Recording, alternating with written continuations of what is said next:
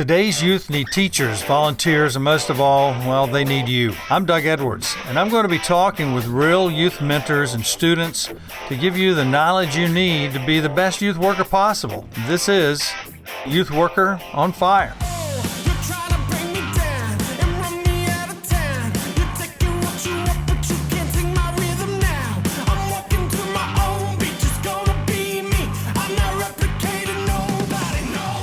Okay, Youth Worker Nation, this is Doug Edwards. We are here on Youth Worker on Fire, and today I have Matt Williamson with me. Yes. How you doing, Matt? I'm doing good. How are you? Good. Matt was raised in Orlando? Yep, born and raised. That's right. And what year were you born? 1983. I'm an 80s baby. There you go, 80s baby, man. That's it. That's right. Good music back then, but you weren't aware of most of it. That's right. So, I still would like to get the hair back, but I don't know if that's coming back or not. You've been around 1 year at Northland Community Church, Lake County. Yes. As their youth pastor, and you worked for Teen Challenge before that. You have a wife and two boys. Two boys. And what's your wife's name? Katie. Katie. How did you and Katie meet? So actually, Katie's uncle was my boss down in Vero Beach at Teen Challenge. He's the one that founded the program down there. So she was in college and she would come down and visit, and we started talking, and my boss told me, if you treat her wrong, I know where you live. So he gave me permission, and the rest is history.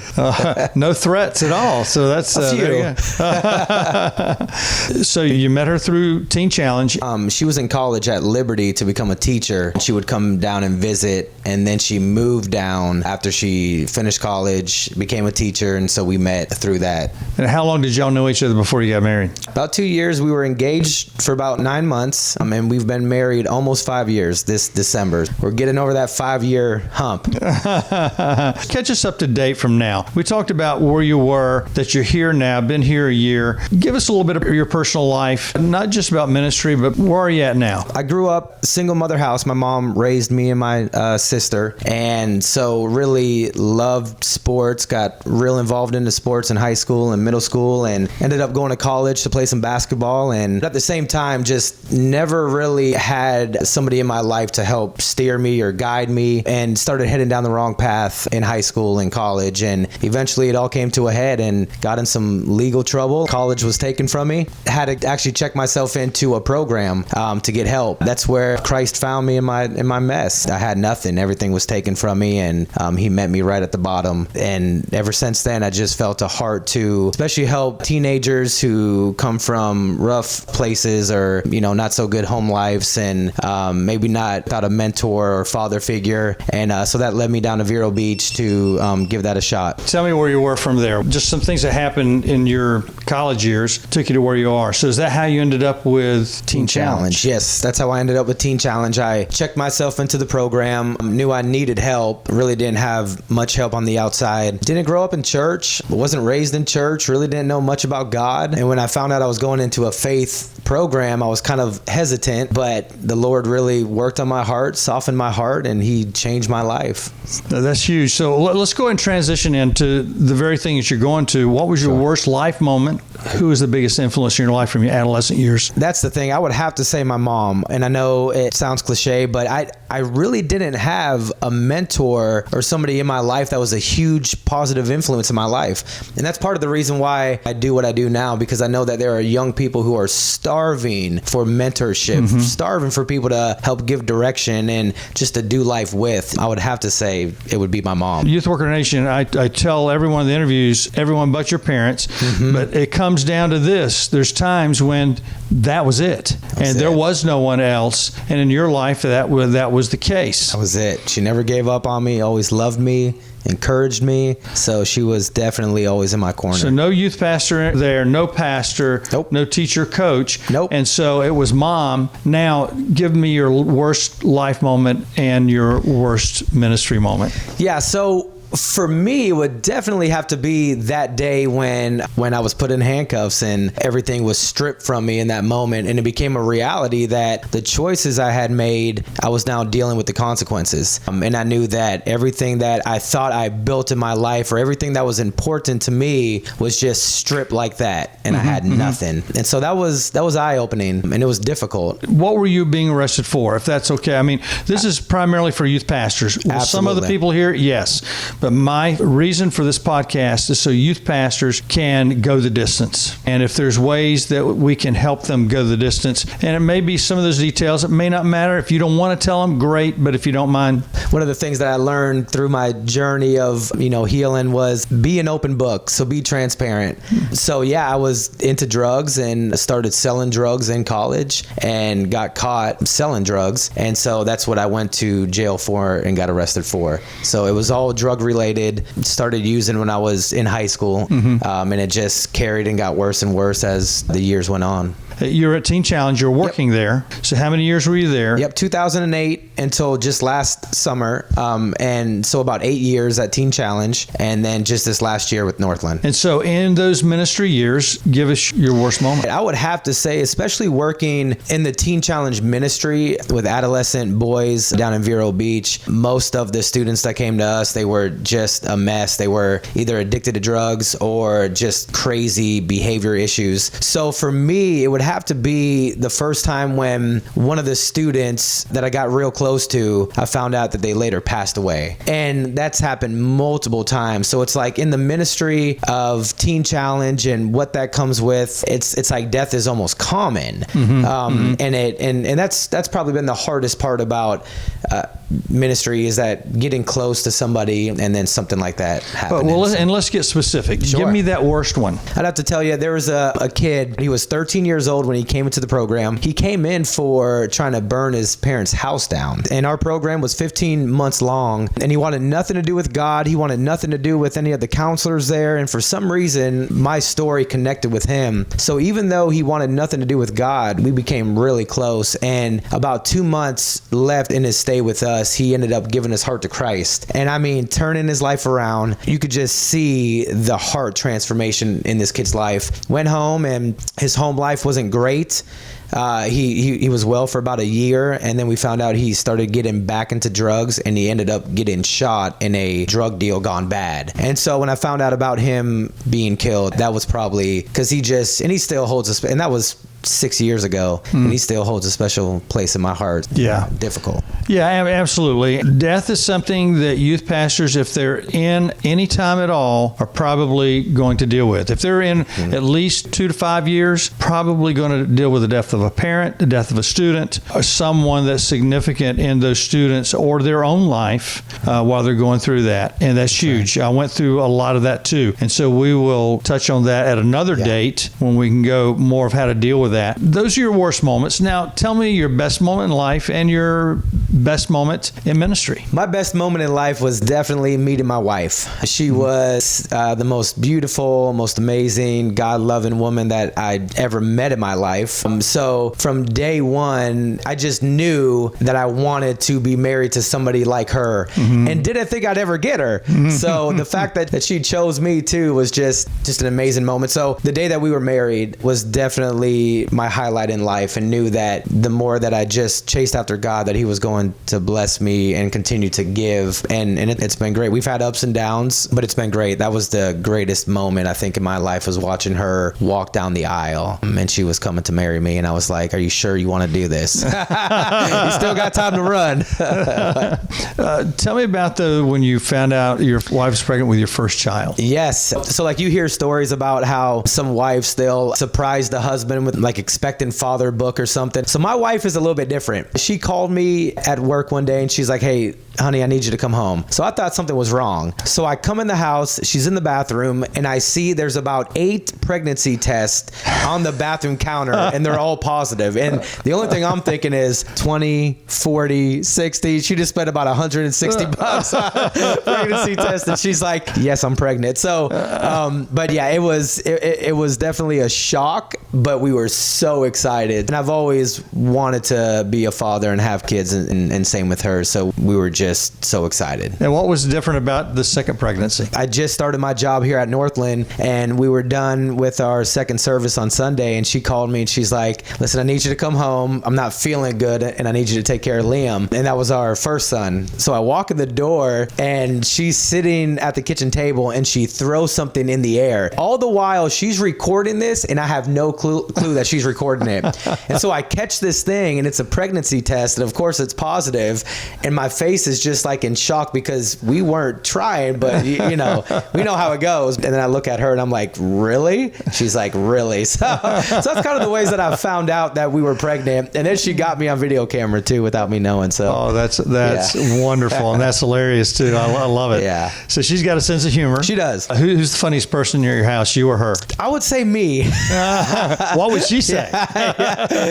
She'd probably say different. Exactly. So, and what did you find out about yourself when you got married? Man, good and bad. God definitely uses marriage to expose some of the areas in your life that still need some fixing, so to say. Oh, yeah. So it showed me how selfish I still was, how much pride was still in there. But at the same time, though, God used my wife and marriage to not only draw me closer to Him, but for us together as one to draw close to Him together. It's definitely a special bond and a special covenant. I never knew that I could love somebody like I do my wife and my kids. And it wasn't until I experienced the love of God that I was able to actually do that. I found out a lot about myself, good and bad. How hard is ministry on your relationship with your wife and your kids? That takes the biggest toll out of anything. And it's one of those things that we've learned, and I've learned over the years, that you just got to constantly talk about it because it's always going to be an issue, and you always have to like realign your life back to what it's supposed to be. So yeah, I would say ministry has always played a role in our marriage. Over the years, you find out again how to just communicate and talk about it and how it's affecting both of us. But yeah, ministry is soul draining. It's easy for some people to leave like what they do at work, like at the door. But when you're working with lives and souls, it's like you bring it with you. It's definitely been a battle of balance between home and work life. We seem to learn and grow with each other every year. So, and what do you think she would say is the hardest thing for her to deal with that she wish you could change? She wish you would change about ministry that she believes hurts the relationship? Probably the fact that there's sometimes where I can be so consumed with what's going on in other people's lives and then forget what's going on in our home life. And I love my wife because she's type A and she's very outspoken, which I need, because if not, then I would not know these things. So she does not hesitate to say, you've been talking about this and this way too much. And I'm like, wow, really? And then I go back and I'm like, yeah, I probably have been. So that's one of the things that,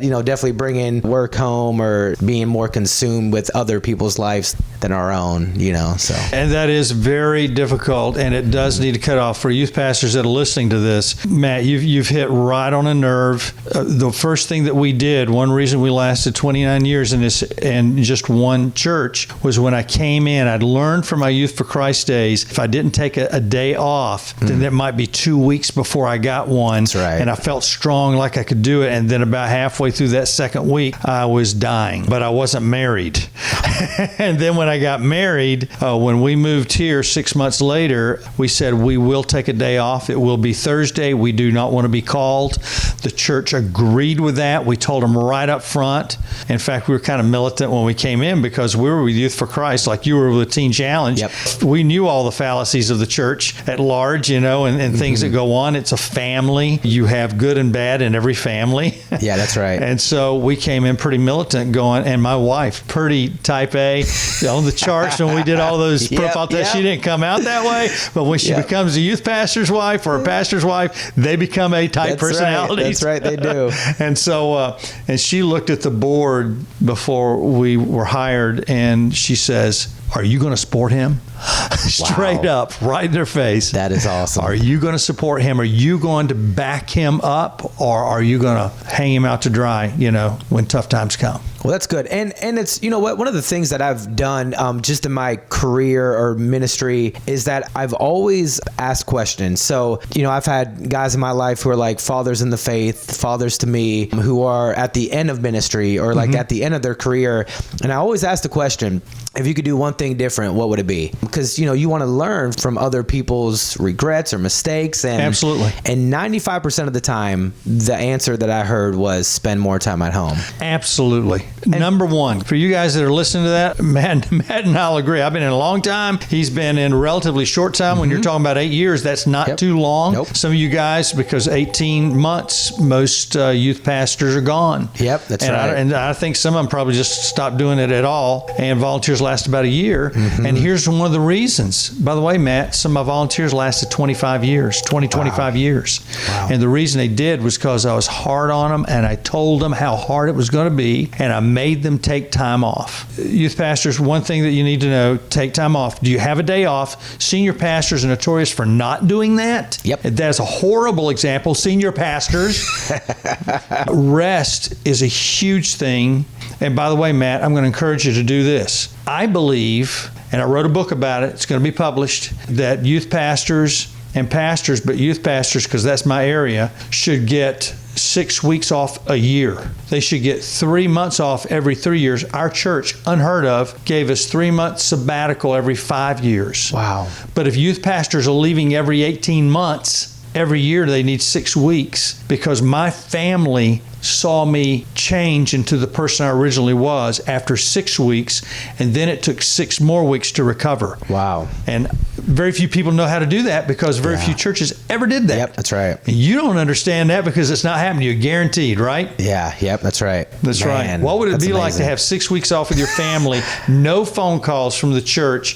How fresh do you think you'd be every year? That would feel amazing. I've never experienced that before, so. That's right. Yeah. So take it to heart, because I tell you what, that's one thing I'm talking to people about in industry, as well as, and your buddy knows Maury Buchanan. Vernon knows Maury Buchanan, I'm pretty sure, because of Mission Discovery, because Youth for Christ days.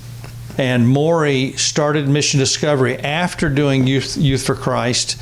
It's one of the most amazing organizations, one of the safest organizations to send students on missions around the world and in the United States. And Maury just took his first sabbatical. Great thing was, it was a board member, I believe from Houston. They're in Nashville, but from Houston, who's on his board, who's a major businessman, that said, you're going to take a sabbatical. And Maury said, I don't need a sabbatical. I've never had one. We have enough transition when we're recruiting. He says, no, you're taking a sabbatical. Made him take one. And I sent him a manuscript of my book, and Maury says, number one, I cried, because I talk about him in the book. And the second thing he said, everything you said was true. And one thing I said was this: when you finish that time off, you can take a punch. And you know what? Most of us can't take a punch because we don't even know that we're tired. Nope, that's right. That's right. And it sometimes just takes one thing to completely knock you out. That's right. And then you're done. That's right. Yeah. I think it was General Douglas MacArthur, World War II, that said, weariness makes cowards of us all.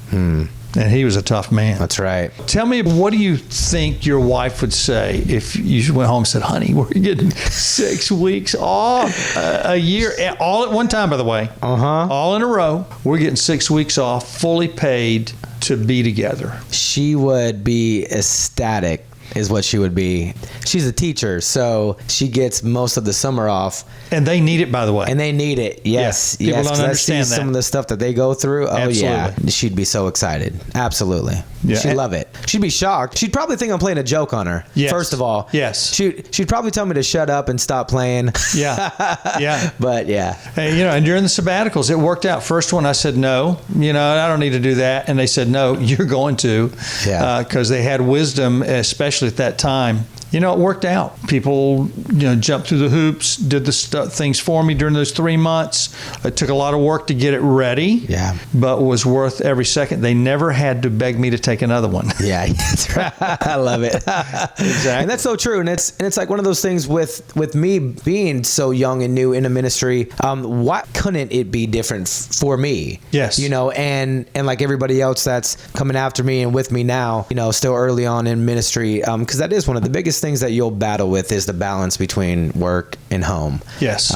So obviously we've been doing it wrong, because if 95% of the guys who I ask, what's the one thing that you regret is not spending enough time at home, then something's wrong. Right? Yeah. These guys, by the way, they found that don't take their sick days and they don't take all their days. They try to add them up, because they can cash them in business. Mm-hmm. Yeah. They found that the guys who took the sick days and took all their days off were the guys that lasted, were fresh, were there for the fight. That's right. It wasn't just a suggestion from God, but it was a command. And some of the guys, Elijah, Paul, God gave them years. He took them out of the game. Years. That's years. Right. That's right. Moses. Way too many years. Yeah, I mean, that's Moses right. going, really?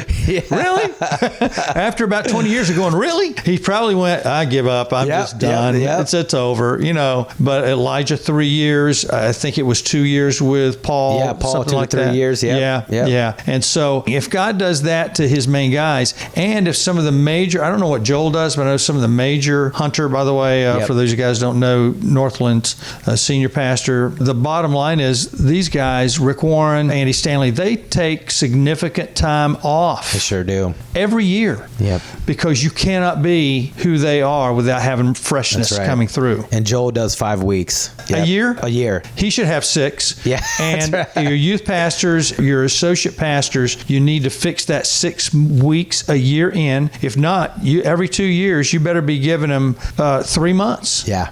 And, 5 years from me. And let me tell you what, I got a heart attack when I didn't take one of them. I resigned 29 years later, and I sat there with the boards. I was not vindictive toward them. I was not, because your boards change. Mm-hmm. The attitude of the boards don't. That's right. That's so true. A whole bunch of different people, but the board stays the same. Board stays the same. And the one thing you did right was that. The one thing you did wrong, the boards in the past, was that they let me not take my sabbatical. So they gave me 2 months off paid before I was totally out of the picture. Yeah. Because they felt so bad. Yeah. And so for you and your wife, 6 weeks, and tell Vernon I said so. So I will.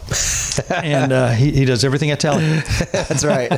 Let's go into best ministry moment here at Northland this year. So my biggest passion and what gets me going is seeing students, teenagers come to know Christ. My heart is for them out there. One of the things that we say as a church is that it's us for them out there. So there's never a divider. There should always be bridges being built, but not walls. My heart is to go out and reach people far from God, and also teaching our students that as well, that reach does matter. So reaching out to your communities, to your schools and your families. We last year we did about 2 months on how to evangelize, how to present the gospel, how to reach people who are far from God, even ones who are maybe raised in different religious communities. Like, how do you have a conversation with somebody that might be from the Muslim faith or the Buddhist faith or whatever it might be? And so we really dug in deep to that. Many of our students, they really believed it, and they took what they used and they began to do that in their schools. And so one particular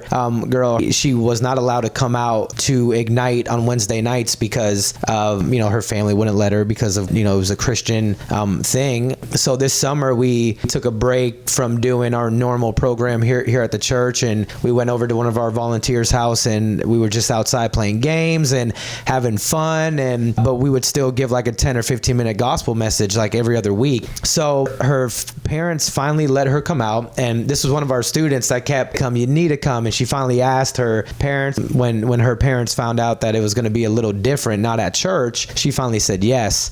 So this girl was raised in a home that obviously didn't believe in Christianity or God. It was completely different religion. And after 3 weeks of coming in a row, she gave her heart to Christ. But the reason why she gave her heart to Christ was not because of all the fun games and the prizes that we gave away or even the messages that were spoken. She said it was because of the love that she felt from the people there. She felt a type of love that she never felt before. And she said, if that's what their God gives them, then I want some of that. And she gave her heart to Christ. Amazing. And guys, I'll encourage the home thing, the biggest growth in our student ministry, and it came through campus life. We had as many programs in our homes as we did at the church because it's a neutral zone. That's right. And that's where life really happens. That's right. That's where it happens. Tell them what you just said about how fun this is. Sure.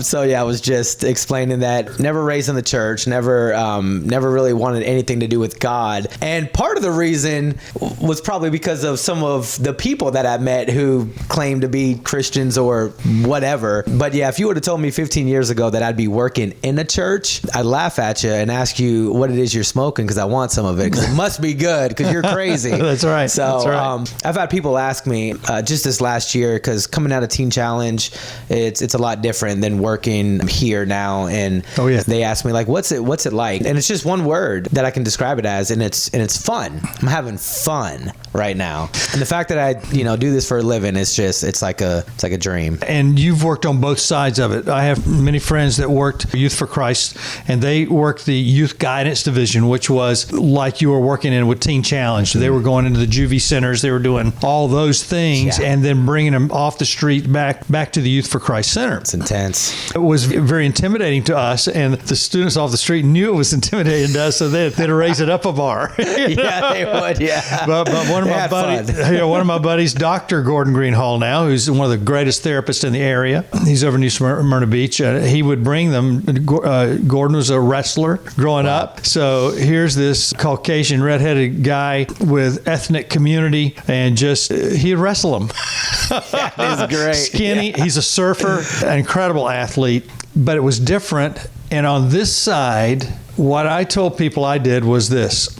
So I major in helping students before they get to the stage to where they have to be in those facilities. Good. Yep. I'm here on the preventative side. That's right. And that's what I'm called to. At this point, that may be what you're called to. It may be that your slant's going to be more of both because you understand both more. Mm-hmm. I was able to help people with both, but what I found was I'm not an expert there, but I have friends who are. That's right. I'm going to have you talk to them. Tell us about that. There's fun on this side because of what? It's fun on this side, I think, because it is different. At Teen Challenge, it was just that you're literally going into some of the deepest, darkest places, and you're pulling people out of like the pit of hell, and you're dealing with some deep-rooted issues, and you can feel the spiritual battle and heaviness every day. And not even to say that that's not fun, because that was fun. I had fun doing that too. Just a different type of ministry now, where I think you're right, trying to help students not have to go through or experience what myself and many others in this world have experienced. So I think that's the difference. But it's fun too, because being a student pastor, I get to act like the kid that I am, man. I'm having a blast doing things that, I haven't done in years. And so they're keeping me young. Yeah, and they do. There is something to that. When you go into a middle school, you look at the teachers, you hear them. There's some things about middle school students that rub off on you. Yeah. When you're high school, there's some things about high school students that rub off on you. Doesn't mean they're not professionals. When you're in those environments and with those sort of people, some people go, I can't believe you work with teenagers. Those of us who love working with them and understand what you just said, that it really makes you younger. I don't think of it that way until people say, I can't believe you don't. That's right. That's right. What are some things that you would tell? I mean, you're relatively new to this. You're not new to student ministry. And let me tell you what, if you can do youth guidance, you can do all that stuff. It doesn't mean that you're meant for this, but you're having fun. They're responding. Kelly Verkijk, who is one of my middle school students and then high school, if she says you're awesome with her children, let me tell you what. And she's amazing. She and Brad are amazing, and they were amazing growing up. You're fortunate to have them, but they feel fortunate to have you. So something's happening there because they've seen multiple several great ministries in this area. It wasn't just mine. They knew other places. They also knew what Fellowship of Christian Athletes was like. In both of their schools, it was really going well at that time when they were there. So you're something. But being in Teen Challenge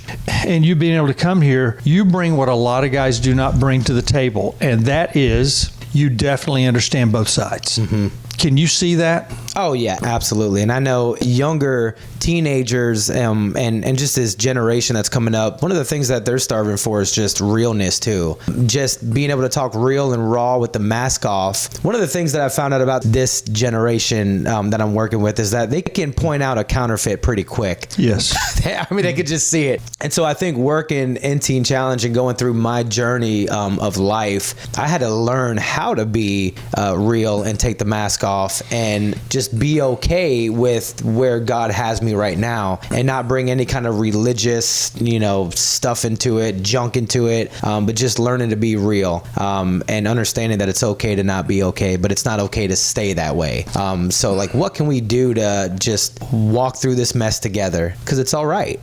I want you to say that again because I'm probably going to steal it from you. I found that that's okay after a while. If I use it a couple of times, then I claim it's my own. Yeah, that's right. That's what they're saying. It's just a podcast thing, I guess. I don't know. That's right. All right, so say that statement again. Yeah, so it's okay to not be okay, but it's not okay to stay that way. Okay. It's okay to not be okay, but it's not okay to stay that way. But it's not okay to stay that way. Yeah. That is a huge statement. Did you come up with that? Yes, I did. Wow. Write the book. Yeah. That's the title.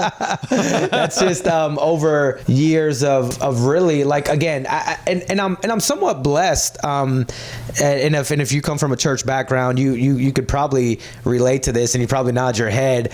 But I really wasn't like almost institutionalized by the church and some of the religious stuff that. So I just like really wanted to get real, like with God, and reading through the Gospels and reading through the people that God used to even write the Bible and like that are in the Bible, and they were jacked up. Like there's no Bible hero in there but Jesus. Everybody else was a mess. Yeah, like a big time mess. But the more I read the gospel, I was like, Jesus is okay with you not being okay, but he doesn't want you to stay that way. And the longer you hang out with Jesus, the more that your mess, he takes it and he turns it into something beautiful. Yeah. And that's why the Pharisees wanted him to join his Bible study, and he was hanging down at the bar with the hookers. He just got it, Yeah. So.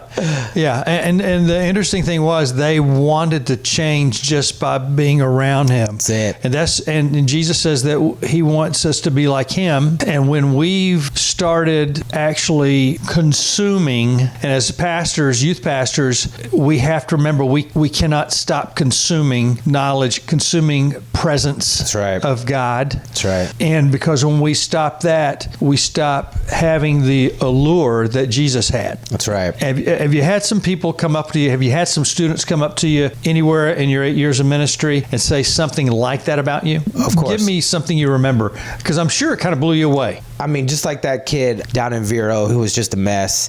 There was something about my story and about what God was doing in my life that just drew him to it. He could just sense that there was just something different, something real, something raw, not something that was more constricting or restricting, and it just drew him closer to it. So yeah, and when we're in that groove of God, Mark Patterson, I don't know if you know who Mark Patterson is. Chasing Lions. Chasing the Lion. We just did that. I had a summer internship with 8 students this summer, first one ever, and we went through that book, Chasing the Lion, and it's, man, amazing. Really yes, good. We're going through the 40-day challenge, which is the Draw the Circle 40-day prayer challenge that came out of the Circle Maker. Yep. One of my buddies got me into it, sent me a book, said, we want you to go through this with us. It was one of those things, but the one thing that it focused on was the Holy Spirit, and he gave the Celtic name for what they called the Holy Spirit, but the translation was Wild Goose, and he's got a book called Wild Goose Chase, but it was about the Holy Spirit, and that's what the Spirit does with us, with these people, and they're drawn to us. We are drawn to certain people that need Jesus. That's right. What are some things you'd tell youth pastors that you wish every youth pastor knew? I can tell you this last year of me being in the position that I just stepped into, the thing that I learned the most is that you're going to fail at at certain things. And that's okay too. And I've learned so much more of what not to do than what to do. But don't ever let it discourage you. I mean, there's going to be things where the enemy is going to try to make you think like you're not having an effect. Working with teenagers and, students that age, we don't always see the fruit of it. But to know that every time you love somebody, every time you come alongside of them and you serve them and you pray with them and encourage them and you're speaking the gospel, you're living your life out of the abundance that God's given you, you are making an eternal impact that you might not see on this side of heaven. And sometimes we have to remind ourselves of that, because it is easy sometimes to be like, man, this ain't working. But then it goes back where you're putting it on you. It's not about you in the first place. No.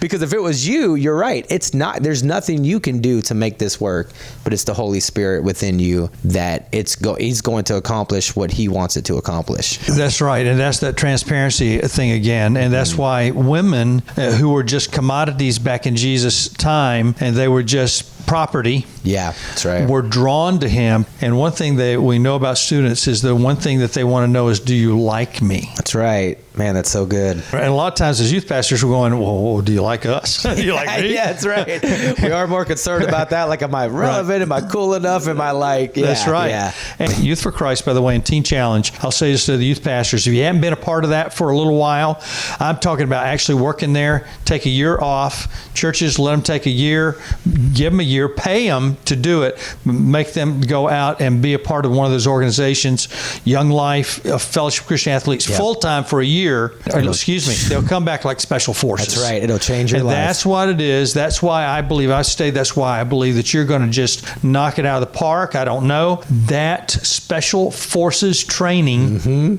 did something that other youth pastors are not going to understand. Yeah. That's why I'll encourage them to do that. Amen.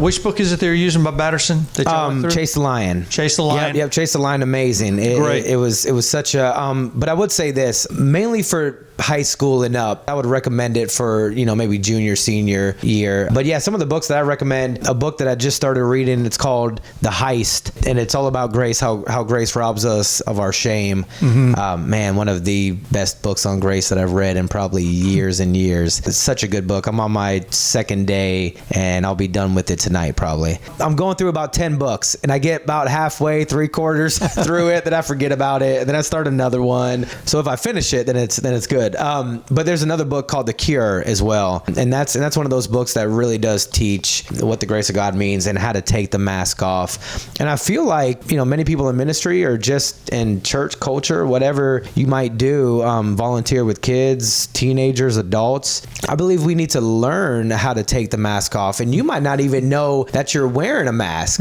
And so to really be effective in ministry, I believe we have to learn how to be vulnerable and to take masks off, and we all have them. We absolutely do. Yeah. And it's very difficult in church world. It is. For pastors to take masks off. It is. Because people do to you what they did to Jesus. That's right. They betrayed him. That's right. And by the way, you'll have people in your congregation, if you haven't already, youth pastors out there, in fact, sometimes the people that meet you at the airport when you first are hired, those are the people that will not be there for you, or they're going to be the ones that betray you. That's so sad. And it makes it very difficult to be vulnerable, and you wonder why wives are militant. That's right. Or why pastors' wives, sometimes we have to hold them back from saying stuff. Yep. Because they're going, you know what the person said to you? I mean, you better, why don't you? So right. Honey, you can't say that. Don't say that. That's right. We'll work on it, but let's not just go there. And it is hard for them. That's why it's harder on your wives. Yeah. But churches, they're just people. And they come in and they're wearing masks because they don't want you to see. So therefore, many times they'll attack you to guard their mask. Yep, that's right. And I love what Rick Warren said. If you don't know this, and Vernon, when I was going out there years ago on sabbatical, he said, go look at their home church. And big churches are usually big, like Northland, like Saddleback and places. On the wall there, it says, we are big because we think small. And it's all about small groups. Yep, that's so and good. You keep growing because you've looked intimately at individuals, not looking at this mass that you've built. That's right. Rick Warren said on TED Talks, and I think Northland is this way. Here's what he said. Church should be a laboratory. you said something about failing earlier. Where he says, we get all these kudos because we put books out. We'll tell you how to do things. He said, what we don't tell you is we failed 99 times before we found the one thing that worked. And so we write a book and we look like, oh, we always do this. Yep. He says, not at all. He says, we've had 99 failures for every one win. Every one win. Man, that's so good. And that's so true. It's Church so true. should be a laboratory, right? A laboratory. And Matt, I'm so thankful for you because youth pastors will never get the kudos they need. It's usually 5 years before you hear that first kid come back to you. And we were told this in Youth for Christ, and it helped me in that ministry. It helped me in this ministry. It was 5 years during my first ministry that I got a phone call. And it said, I just want you to know, I came to know Jesus. I remember all the words you said. That's right. That longevity is important. Any movies, by the way, you like? Oh, wow. Well, I say this a lot. I say church thing, like don't go watch rated R movies unless they're about Jesus, because the Passion of the Christ was rated R. So, that's right, exactly. So unless they're about Jesus. So, but that's a whole other topic, right? I love the Marvel movies, all Marvel, man. I could watch X-Men. I actually just took the students to go see that new Emoji movie, and it was the worst thing ever. Even though the students loved it, but man, that was a rough one. Just goes to show that we are older than our students. We are, because I'm sitting there and I'm like, man, this has got to be. And then 10 out of the 12 students that went with me were like, oh, we loved it. I'm like, okay, that's good, as long as you loved it. All right, so my favorite movie is probably Braveheart. So I love the old war, like medieval kind of time. You know, you're kind of sandy haired, all that. Are you from that? Are you got some heritage from there? I have some Irish background. Okay. So, yeah. So my mom's side of the family are all McKays. Massachusetts and Ireland, and so I think Scotland was for Braveheart but that's that whole area. That's a great movie. What's your best date movie with your wife? Or does she like movies? She does, but she only watches comedy romance movies, so we kind of have a difficulty sometimes going out to the movies. I would say her favorite movie is The Notebook, which I'm sure that's like every woman's favorite movie. So I just had a professional baseball player tell me in his interview his favorite movie is The Notebook. I said, whoa!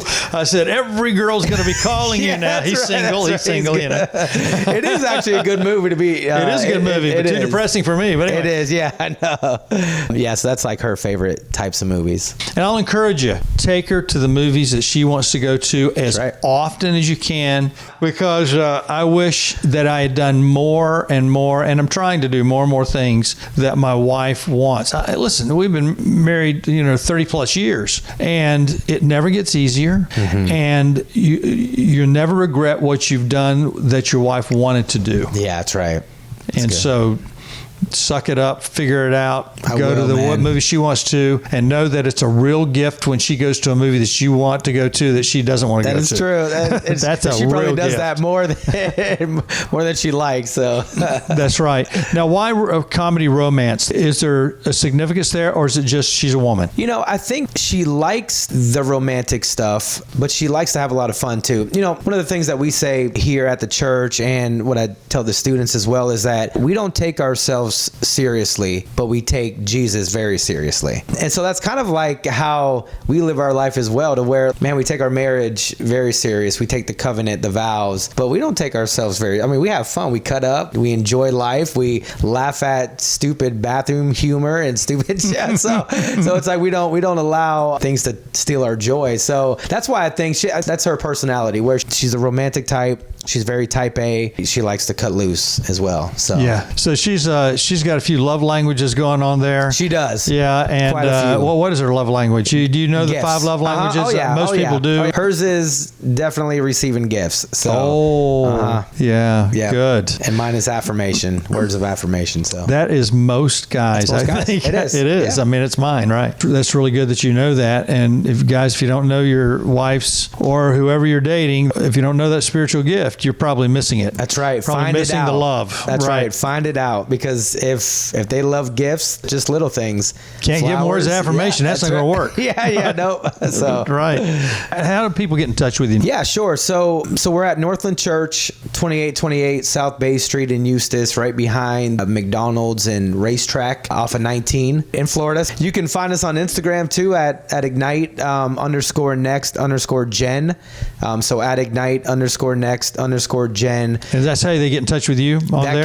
They can get in touch with me there. Since we're a part of the main campus of Northland, so I would just give the number out here. It's 407-285-2963. So that'll actually come to this building? That'll come straight to this building. Okay. Yeah, and the website is mainly for them out there in Longwood. What's your personal favorite? Instagram? Yep. So I use a lot of Instagram personally with the students, and we're starting to do a lot more through social media. Like, one of my things is this: it's reaching the students where they are, and we have to go to where they are. It's not going to be the opposite. Learning how to use social media effectively is going to draw more students in, and that's not a bad thing, because the more students that we draw in, the more students that get to hear the gospel, and hopefully their lives are changed. So we're doing a lot of strategic things with social media, and really trying to reach students, because they live in a social media world. It's a lot different than when I grew up too. Facebook came out when I was out of high school, so I still remember high school. I had a pager, and if you had a pager, you were pretty Uptown. Yeah. So you can reach us through that, and Facebook as well. Ignite Students or Northland Lake County on Facebook as well. Best icebreaker, crowd breaker. We have this game called actually works for everybody. Yeah. Those are the hard ones to find. How about just a game? Yeah, I can tell you one of the games that our students love the most this year. It's called For Shoodle My Noodle. And you use pool noodles. It's basically, you have these small soccer nets, you break into teams, and there's a little ball, and you have to use the pool noodle to get the ball in the net. You can't use your hands or feet. You got to either whack it, or you can get the ball like in the pool noodle and run down and try to score, all the while everybody else on the other team's trying to whack you with the pool noodle. So we've had a few close calls where I'm like, just no hospital trips, but it's fun. Matt, it's great having you today. Youth Worker Nation. Goodbye, Youth Worker Nation. All right. You can catch Instagram also, Youth Worker on Fire at gmail.com. You can also go to youthworkeronfire.com and listen to our podcast. If you aren't getting iTunes, we'd love you to iTunes and subscribe to all that stuff, and Google Play Plus. Patreon's the way you can start helping us financially so that we can do more podcasts and keep it going. And Matt, have a great day, buddy. Yeah, thank you, man. Thanks again. You've been listening to the Youth Worker on Fire podcast. If you like what you hear, please subscribe and tell your friends. Also, leave a comment and tell us what you think. Stay tuned for more informative episodes.